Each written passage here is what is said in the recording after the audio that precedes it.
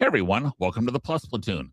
We're a Disney Plus fan podcast that gives honest, spoiler-filled reviews of movies and shows on Disney Plus. We'll look at new releases, coming attractions, and we'll even go back in the vault to revisit some of the classic Disney that's on the platform. Make sure you're subscribed and you will never miss a moment. I'm going to bring in Kate. Kate, good to see you this evening. Happy New Year! Okay, wait, I gotta remember my... No. Get out of here, you tattooed... Oh, shoot, what was the quote? That was my favorite quote that I hadn't caught before in the movie. Okay. Tattooed miseries, that's what it... And get out of my house, you tattooed miseries. I don't know what she's talking about. I'm having the strongest sense of deja vu today. Didn't you just say that? Oh, yeah. Steve, welcome back from break, guys. I should do this the whole episode. It might make more sense than some of the people that have guided us on podcasts lately. So anyway, guys, welcome back. We are in season 6. Which is wild for me that we've been doing this that long. So, and for season 6, we decided we wanted. That's why I got the deja vu, I guess. And for the first time ever, we're going to take a look back at a movie we've already reviewed. Okay, we are going to do take 2 on Muppet Treasure Island. Okay, so, yes, and that's this. Part of the reason we're going back and looking at this is we watched the original Treasure Island movie last fall. And we haven't watched, this was about 2.5 years ago that we watched this.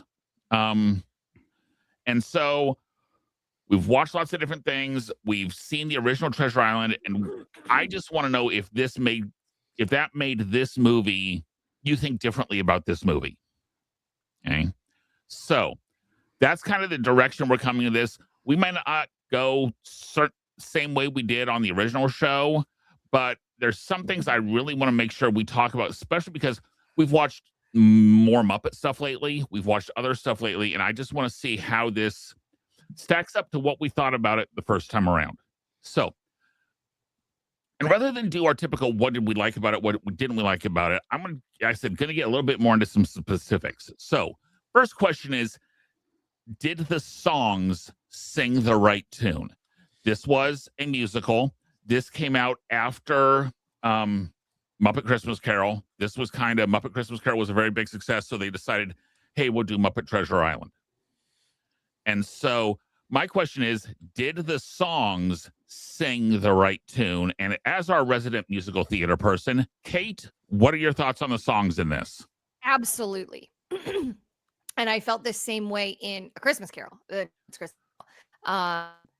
There's something, I mean, I think we can all agree that we all love Muppets, right? We're all 4 of us, all 5 of us are Muppets fans. But it adds another layer to these movies that I think it would be missing if it didn't have it. Could the movies be fine without the music? Sure. But adding in even that and now the only songs I can think about are Muppet Christmas Carol movies. I can't think of the movies, the actual songs. Like the Shiver My Timbers song. Yes. At the beginning. Yes. It's just it and partly why that makes me laugh so hard because of the little skull that's like singing at his own rhythm. And then he's like, ha, ha, ha, ha. Right at the end. And so I absolutely think that this adds another layer. Sometimes I'm like, music, don't add it in certain situations. But this one, it gives you another depth to the characters. It gives the Muppets a chance to show their own personalities, which I think is so brilliant. I absolutely think in this specific instance, it works. And it's so funny that you said that this came right off of Muppet Christmas Carol, because for some reason, I don't know if it was the cadence that Rizzo was speaking in. All I could hear was, light the lamp, not the rat, light the lamp, not the rat. And I kept quoting it. And Casey was like, that's the wrong movie. And I was like, I know. But absolutely. I think that this adds so much. Pete, do you agree? I'll say this. I think I've always prefer a Muppet movie with performances with songs in it. I, for the most part, didn't think these songs were particularly memorable, though. I mean, I think they worked in the movie, but they were not, to me, the highlight of the movie. The one I did like was the Cabin Fever. What was the one when they were all Cabin Fever? Yeah, that song I did like, and that was fun, and I really liked that a lot. But like, like the Kermit and Piggy song, I was like, oh, they've done this so much better in other movies. Yeah, that's fair. And I thought some of the earlier songs were okay. They were fine, but like not something particularly catchy. So I guess I'm kind of in the middle. It's like I want the songs there. These could have been better songs. I longed for Paul Williams' pen, who wrote all the Muppet movie songs. So what about you, Steve? I was going to say the same thing. Not very memorable. Like I had to pull up a list today, sort of remind myself what songs they were. The one I didn't really care for was When We Meet Benjamina, the sort of the tiki room vibe. Shakalaka. Yeah. I did. I mean, it's very Muppety. I'll put it that way. But I just felt like it sort of took me out of the movie there for a moment. Yeah, and I actively did not like some of these songs. This is, you're right, Pete. I want a Muppet movie that have music in it. This is one of the things anyway that felt so forced. It felt like, oh, we have to have songs. This would be funny and that'd be funny, and it's like they took all the ideas and didn't get rid of any of them. Because I don't want to say too many songs that had the wrong songs. Cabin Fever's, yeah, I can get Cabin Fever.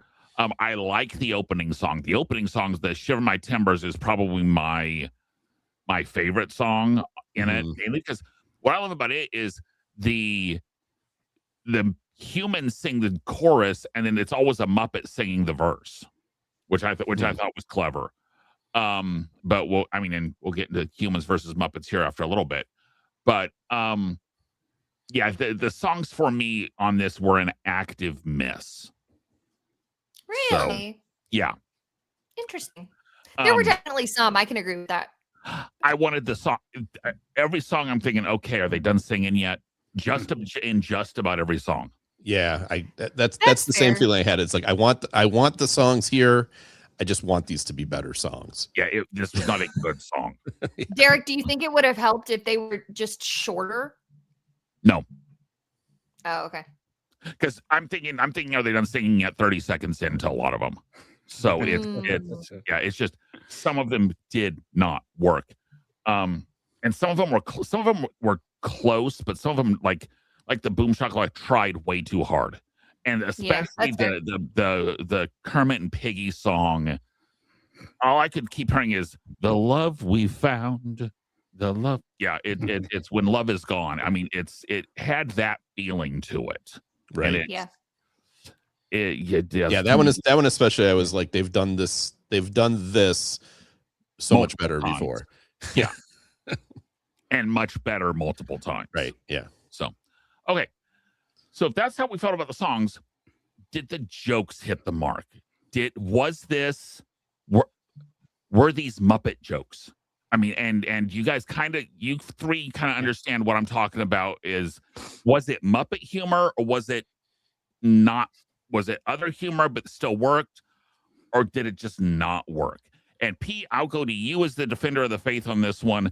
Did the jokes in this movie hit the mark? I think they did for me. And I would say, probably like 80%, something like that, 75-80%, which is that's a pretty good percentage for a comedy. I chuckled quite a bit. I mean, the Muppets, I don't know. Muppets are rarely like really laugh out loud humor necessarily. Certain things about it, the absurdity, I did it earlier, but the absurdity of Fozzie talking to his finger, having a little person in his finger the whole time, which is like really dumb and nothing to do with Fozzie, but it just worked for me. And every time Mr. Bumble, or what was he called? Yeah, Mr. Bumble. Every time he made some comment about it, I laughed. And there were other moments there were a lot of moments like that. I really liked the most of the evil pirates. A lot of the jokes with Tim Curry worked for me. So yeah, overall, I think the jokes here were mostly very strong. I think towards the end, the movie got less funny. I don't know if it's because they were focusing more on plot than humor. And it got a little bit off towards the end, but overall, I think they hit the mark. Steve, what about you? Did you enjoy I agree. them? I chuckled out loud like multiple times. I think one of them that sticks out is when they throw in the Swedish chef and they sort of make the comment of how we're going to get him in the film. Right. Oh yeah, and all the when they bring all the rats on as passengers on the cruise ship, like all that kind of stuff. That was all very Muppet, I think. Muppet. I enjoyed it. I laughed out many times. And that's sort of, I'll wait for this next question because it sort of ties in with my response to the next question. What about you, Derek? No, for the majority of the jokes did not work for me on this one. And again, I love the Muppets. I love, as I said, those of you watching last time, Muppet Christmas Carol is probably my favorite Christmas movie. I love the old Muppet Show. This did not feel like and I love the Muppet Show and all those. This did not feel like, again, it felt like they were trying too hard. It felt like, okay, what story can we get that is royalty free that we can throw some jokes at? So, or that Disney already owns the rights to, that we can throw some jokes at. So I want to bring this back around again. I apologize. When Kate's done, I want to ask a question. So sorry. Shut up. Anyway, so you talked about the Swedish chef one. I think I get what they were trying to do with all of the breaking of the fourth wall, because it worked in Muppet Christmas Carol because it was Charles Dickens and Rizzo as the direct line to the audience. I didn't like how much they did it in this one because they were also characters in the story. And so it just did not work for me. The rats at the beginning, yes, I thought was funny. Him bringing the rats on, they got old. The one joke I did like out of that side of it though was when the Electric Mayhem is playing for the pirate gig. So it's, which side are we on? Hey man, just play the gig. Don't worry about politics. Which is such a musician line. It's go for whoever's paying us. Yeah. Yeah. But it's just the jokes. Again, if I'm going to go back to it, felt like they were trying too hard in some of them. It didn't felt either they didn't go far enough, and they didn't go far enough with some of the physical comedy. I think like where Gonzo gets stretched on the rack, I thought was one of his best jokes. Them going, oh, come on, this isn't working. Yes, go longer, harder. Yay, I loved it. I mean, that was the most Gonzo-y moment. Right. I didn't think Piggy was piggy enough, to be perfectly honest. I agree. Yeah, Piggy was not piggy enough. Yeah. I mean, she hits him once at the beginning, and that's it. That's the only karate chop she uses, really.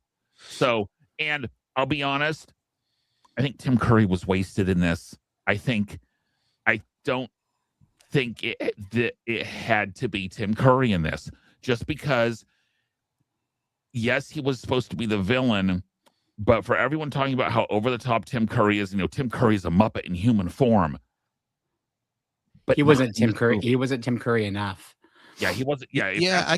I was thinking that at times. I was like, oh, this should maybe be even broader. Oh yeah. Oh, he should have gone. He could have gone like 3 times as big.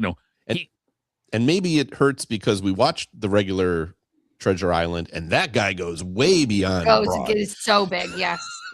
Yeah. I mean, this is the least British accent I've heard Tim Curry say in a long time. Right. I mean, so it's just it did not hit. It missed more than hit for me. Kate, how about you? So I think I went into it with the mental idea of like, I already love this movie, so I'm just gonna enjoy it because I know I like it. And so it constantly made me laugh out loud. I don't think I was trying to not overthink it, but one of the parts toward the beginning where Fozzie says, what else is oh God, I was gonna write it down because it made me laugh out loud. What else is a rich half-wit son supposed to do, or something like that? It just, those little one-liners are so the Muppets. And so I mean, I do agree with you, Derek, that I think Tim Curry was a little bit wasn't Underutilized. utilized. I'm sorry? Underutilized. Yeah, it wasn't utilized. And I hadn't thought about why I thought that. But maybe it is subconsciously because we had watched the other movie and the other guy was so much. But I didn't notice that the jokes didn't hit. I agree with everything you all said, but I didn't come out of it going, oh man, that just like wasn't funny. But I think Steve and I both said that they hit. They both said that they hit. Yeah, so it's really just Derek saying. Oh, that's fair. That's fair. Yeah, I will say, I love the Pirate Busters uniforms that they put on. The Ghostbusters uniforms, but they have the no pirate patch on the arms. Yeah. It's just, yeah. I think they hit. It made me laugh out loud. Okay, Pete, you wanted to say something. So I think that, like, Muppet Christmas Carol is a great movie. It's not that funny. I think this is a funnier movie than Muppet Christmas Carol, because Muppet Christmas Carol plays a lot of the movie straight the story of. I would agree. I would agree. Yeah. Of Christmas Carol, and not that there's no jokes in it, and not that there aren't funny jokes in it. There are, but it's much straighter of a movie. This is more, I don't want to call laugh a minute, but it's more rapid Muppet jokes in it. And again, do they all hit? Not necessarily, but there's lots of, like, Tim Curry tricking Sam to get in the boat and to look for holes in the boat and just let him drift off. It's like, it was like, this is really Sam Eagle, that Sam would be like, oh, well, cast me off, I'll check, because I was, before that, it's been a few years since we saw it, so I was like, how do they like not kill Sam Eagle? Because like that character in every other version, Mr. Arrow, is killed in all the other versions, and I'm like, well, they can't. It's the Muppets. Yeah, well, they can't kill him. So I was like, well, how kill Sam Eagle? How are they going to get rid of him? And they just were like, oh, the boat has a hole in it. It's like, okay, I'll go check. Okay, so I like that. So I said, this is the second time we've watched this. This is the first movie we've done a second time around, and I also guess that this is more than the second time for most of us to have ever seen this. I think so. Yeah, I had this on VHS. Yeah.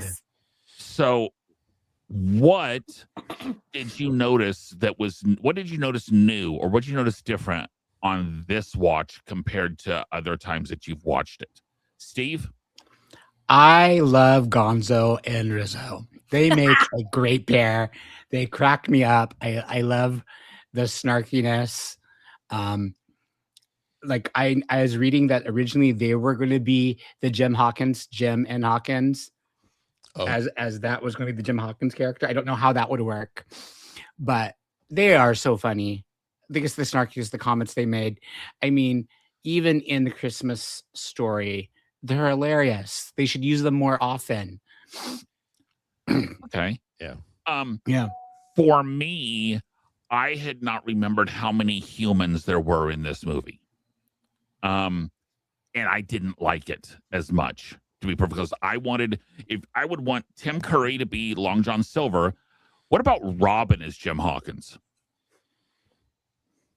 Or come up with a new Muppet that is Jim Hawkins. Yeah. Rather than, Yeah. I want that delineation. Good. Either, okay, if you want all the humans to be pirates, fine. but keep me a Muppet main character.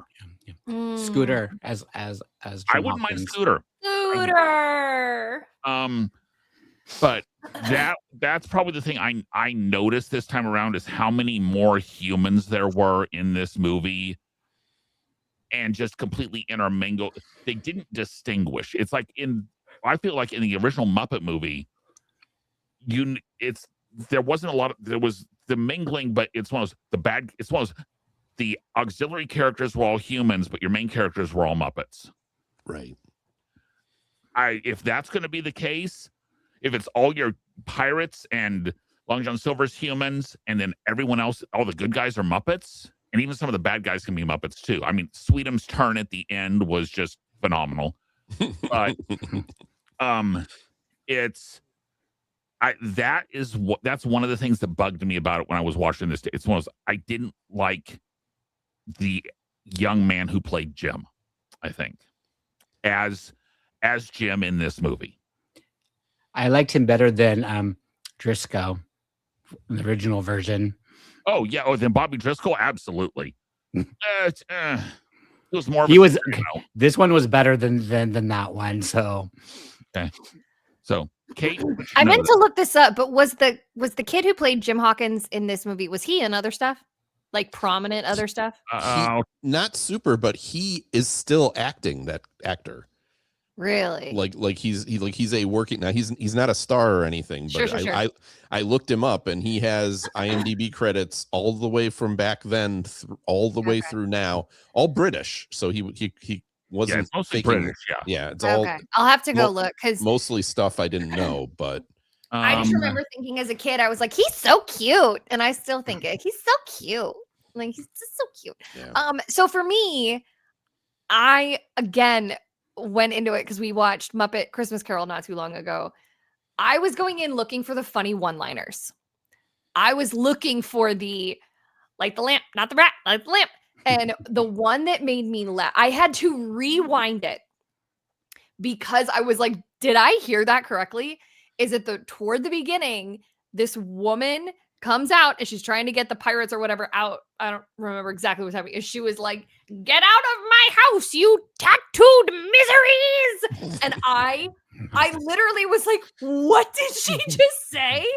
So I was specifically looking for, so that was some of the things, the little things that I caught. And I didn't write all of them down. I should have. But I was looking for the little one-liners that I hadn't caught or paid enough attention to. And that was what I was looking for. Pete? So I think because we had just watched the 1950 whatever it was version,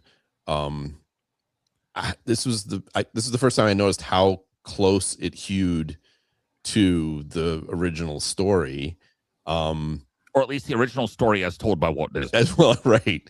And funny enough, we earlier in 2025 also watched Treasure Planet, which is another Disney movie that was also based on Treasure Island. Yeah. Isn't that Milo? Is the main character Milo in that movie? No, that's That's the Atlantis one. Oh, Atlantis. Okay. And that is a better. Treasure Planet doesn't work. It's not good. And we don't need to do it here. But it was interesting having seen all three that they all hew pretty close to the story. Yeah. And even down to like Benjamina Gunn being stranded on the island and everything and hiding the treasure and everything.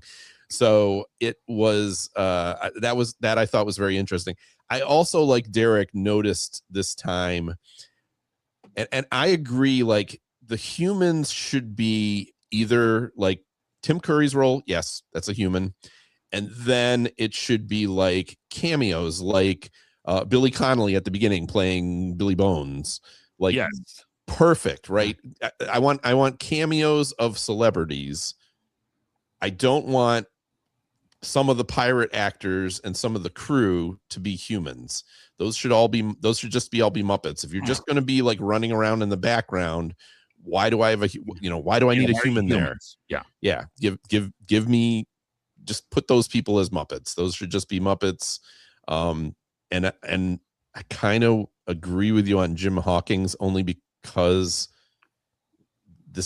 character, this interpretation of the role was pretty bland, that it would have maybe worked better as a as you said, Scooter would have been a good choice. That could have worked. Yeah. Okay. So we've seen several Tim Curry movies. I think we all agree Tim Curry has done many things that we like. Okay. So what is your favorite Tim Curry movie? Not what is your favorite part that he plays in a movie. Of his movies, which one is your favorite? Pete, I'll let you start.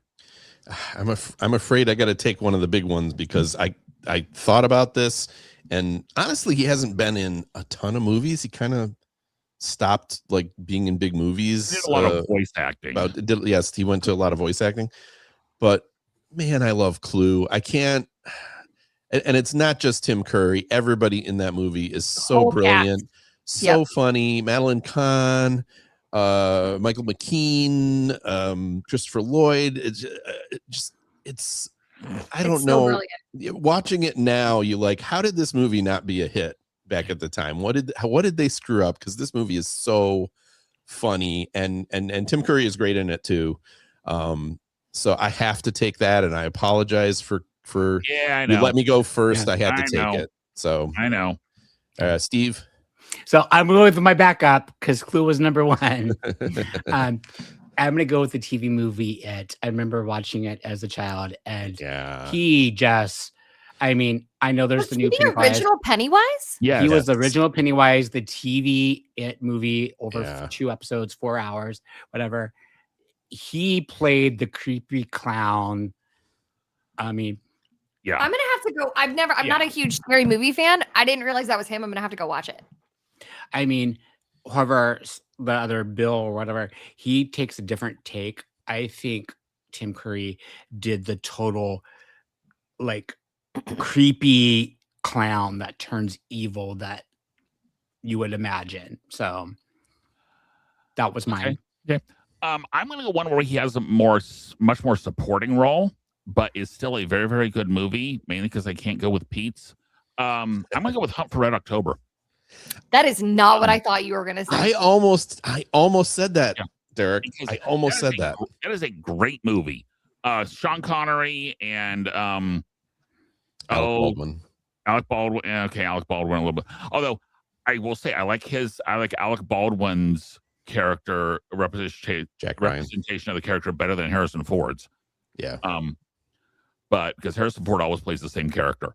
But so I'm gonna go Hunt for Red October on this one, mainly because I think it's a movie that I could, when it's on 98% of the time, if I'm flipping through and see it, I will stop and watch it.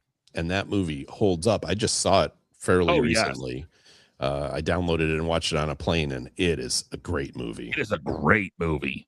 And it's one that works as a TV edit because there's not very much cursing in it. Yeah. So, okay. You wanted to be last. I What's did. Your movie? I did. And it's funny because I'm still stuck between two, but I'm going to go Home Alone 2.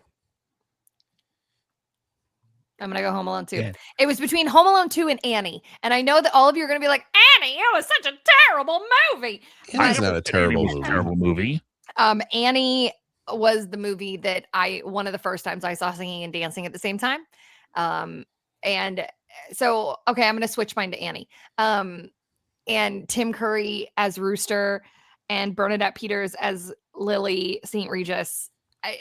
All-star cast. And she was leaving out Carol Burnett as Miss Hannigan. I was getting there. It is so good. And yes, it's a little problematic at the end. Like it has a kind of a scary climax, but my God, I loved that movie as a kid. Again, it was one of the first movies I saw that had singing and dancing at the same time. It was kids, and I was a kid watching it. And so I had the record. That was one of the first records that we had. And I know it was made in like the 70s, and I wasn't born yet, Derek. Yes, I know. No, that's not what I was going to say at all. Oh, what were you going to say?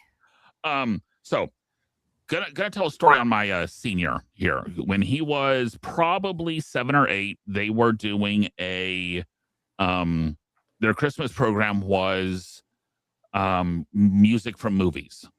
Okay. He and my wife had been arguing back and forth as far as, you need to do this, you need to do these chores. No, I don't want to. You're so mean. I can't believe it. So he gets down and he starts picking up his stuff and he starts singing It's a Hard Knock Life. Heck yes, he did. I had to go in and save his life. And tell my wife, no. He's singing that because it's one of the Christmas songs and it just happens to be in his head. He is not making the equation. No, because she turned about the color of my shirt. I want to hear her tell this story sometime. It's about the same. Yeah, she understands. Yeah, she realizes. Wait, so he didn't do that on purpose? No.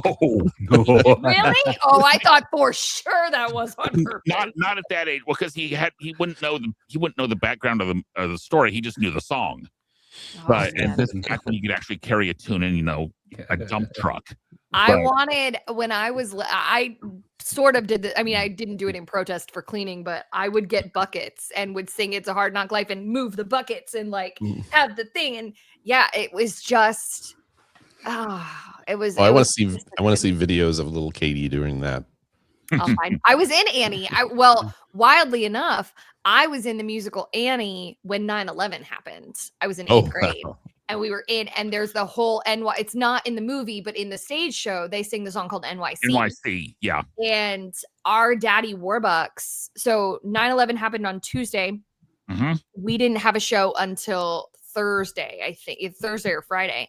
And his first time singing through NYC was rough. I don't know. And the whole audience applauded afterwards. So Annie also has a very special place in my heart because I got a stomach virus. We had all gone out to eat and I don't think it was food poisoning. I think it was a stomach virus and I was so sick, which is why I was home from school. The whole cast of Annie had gone out. I got a stomach virus, which is why I was homesick from school when 9/11 happened and the rest. So, yeah, I'm gonna go with Annie. I thought you all were gonna be like, Annie, it's such a terrible movie. No, it's not. No. It's not the greatest musical ever made. Absolutely but not. Yeah, but it's fine. It's fine. Great. It's a little long, but yeah, most Broadway musicals are. Right. I'm talking about the movie. No. Yeah, but the movie, yes. I mean, most movies made off of Broadway musicals are a little long because most Broadway musicals are a little long. At least they didn't split it in two and call the first one part one and the second one something else. This is true. And double the length of it. Okay, guys, any other thoughts on Muppet Treasure Island? I mean, we've covered it pretty good. If we didn't hit something you wanted us to talk about this time, odds are we probably talked about it in our last show that we did this. I looked it up. It's in season 3. It's show 130-ish. Okay. Wow. I think if you want to go back and take a listen. And Derek, can you tell us what we gave it back then after we give our score for now? Not till after we score it. No, after we score it. I will tell you, I want to see what your ratings are now, and then I will tell you how it has changed from last time. So, second time around, take 2 on Muppet Treasure Island. Kate, cups of pixie dust out of 5. I'm gonna give it a solid 3. Okay. Pete? Yeah, this is a 3 for me. 3 for me. Steve? I'm going 3.5. Okay. I'm gonna go 2.5. It's a movie that, if it's on and people want to watch it, yeah, sure, but it's probably not one I'm gonna seek out. So, okay. So I believe, if I remember right, the only one who changed from your first, I'm going back, I'm trying to stall because I need to figure out exactly where it is. I think I ranked it higher last time. Okay. I should have had this pulled up. Kate, tell you what do we got for Disney Plus news this week? And then I will let you guys know once I find the ratings. Yeah. So we have a couple of Disney. We haven't had a lot of Disney Plus news in the recents, but we have a couple. The Muppet Show is getting a special produced by Seth Rogen. It is a one-off, but the idea is that it may be the rebirth of the show. If the special is successful, the show will be on February 2nd. I'm excited for that. Let's hope it's good. That. And that's Sabrina Carpenter is the guest, and it is going to be like traditional, the original Muppet Show, or I suppose Muppets Tonight was also very similar to the Muppet Show, right? Yeah. Was Muppets Tonight the one that they tried to do somewhat recently? No, Was Muppets Tonight the one they tried to do in like the early 90s? early 90s. Yeah. The one with like the really weird demon looking guy. Yeah. Uncle Deadly. Yeah. Uncle Deadly. Yeah. Yeah. I watched that. That got a whole lot closer to like labyrinth type Muppets. And Demon-looking guy. yes. Yeah. Uncle Deadly. He's Deadly. he was also in the Muppet movie with Yeah. I mean, he's so it's Amy Adams. And I seem to remember they tried to do a lot with like green screens in that one. It's the one where we're like producing the TV show, right? Yes. Okay. So okay. And then last but not least, Disneyland Handcrafted, a documentary on the making of the park, will come to Disney Plus and YouTube on January 22nd. It's being made by the same people who made the Imagineering story. I have a question. Does anybody think we're going to learn anything we don't already know? No, does anyone think we're not going to watch it? Oh, we're still going to watch it. Yeah, we're still going to watch it. We're going to watch it when it comes out. I'm excited because there's supposed to be a lot of never before seen footage of the construction of it. Disneyland. So I totally agree with Kate. I would be surprised if we learn much new, but I expect to see things I haven't seen before, and hear interviews I haven't heard before. Yeah. Which is enough for me. Because I think Leslie Iwerks is producing it. Yes. So yeah, same one that did the Imagineering story. Right. Yeah. Okay. So original Muppet Treasure Island, I gave it a 2.5, which is still accurate. Kate gave it a 3, which is still there. Pete had originally given it a 3.5. So I was torn a little bit. So yeah, I could see that. Steve originally gave it a 2.5. Whoa. Wow. I guess he was more in the mood this time. Apparently. So guys, next week it is the 40th anniversary of the Challenger explosion, the Challenger disaster. And there's actually a documentary on there. You know, it's actually a 10-year-old documentary. It's called The Challenger Disaster: The Lost Tapes. And it focuses, the early part of it focuses a lot around Krista McAuliffe and everything. But I've actually watched 90% of this already, just because I didn't want it to. I wanted it to have something that was actually decent for this. Right.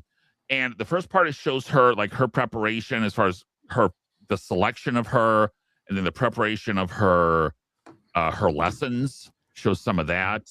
And then it does go into, obviously, about halfway through is the launch, and then kind of what her legacy was afterwards. So it focuses a lot more on Krista McAuliffe than some of the other astronauts. But I think, honestly, I haven't quite finished it yet, only because I ran out of time. I was enjoying sitting and watching it, but I just ran out of time. So I think you guys will at least be, or at least I think a couple of you will be at least entertained and educated on this. I think there may be a certain one of us who is bored out of his or her skull. And you did. He's even made her voice go away. I like documentaries. I feel like you're talking about me. I like documentaries. So. I think it's going to be good, but when I saw that that's what we were watching, I had a moment that was like, wait, didn't we watch that? But this isn't what we watched. We watched the other space lady. Well, no, Sally Ride. Wasn't it the documentary about the black astronauts? Yes, the right. Yes, we. That's what I was thinking of. That was good. Yeah. So that's what we're watching. But guys, we need some suggestions on what you want us to watch. Please email us plusplatoon@gmail.com. If there's other stuff you want us to talk about besides what's on Disney Plus, let us know. If there's, certain things you want us to change, let us know. Yeah. I have a question. Okay. If it's to what you sent in the background, we'll probably do it next week. No, it's not that. What's your question? Because this is our 6th season, I think we know this. I think Gina actually said this earlier. How many shows, not how many episodes have we done, but how many shows have we watched? Muppet Treasure Island. Okay. Seeing Muppet Treasure Island once, we have done 206 shows. Wow. And that's including like Marvel, like Loki, even though we did several episodes on it, that Loki only is counts as one. one. Okay. That's we have crazy, given you guys. 206 pixie dust ratings. That's crazy pants. That's wild. 206, you guys. I have 206. I have a question for the audience because we're kind of not planning to, but do you want us to do Percy Jackson season 2? Because I think we all liked it the first season, right? Kind of liked it. I think so. I think so. So write in, and if you want to see us talk about season 2, I haven't watched it yet. I've heard I'll it's watch good, but I mean, we all gave it either 2.5 or a 3. Season 1. Did I give it a 3? Yeah, you did. Not surprised. So yeah, I'm not surprised either. So But anyway, so yeah, if you have suggestions on things you want to make sure we hit, especially new stuff that's coming out that we might miss, let us know. You can send us an email, or you can message us, reply to this comment on this video, send us messages on Facebook, Twitter, Instagram, everywhere. We have new episodes coming out every Thursday on YouTube and all the major podcasting services. For Kate, Pete, and Steve, Gina, our wonderful producer, we will see everyone next week. Bye, guys. bye.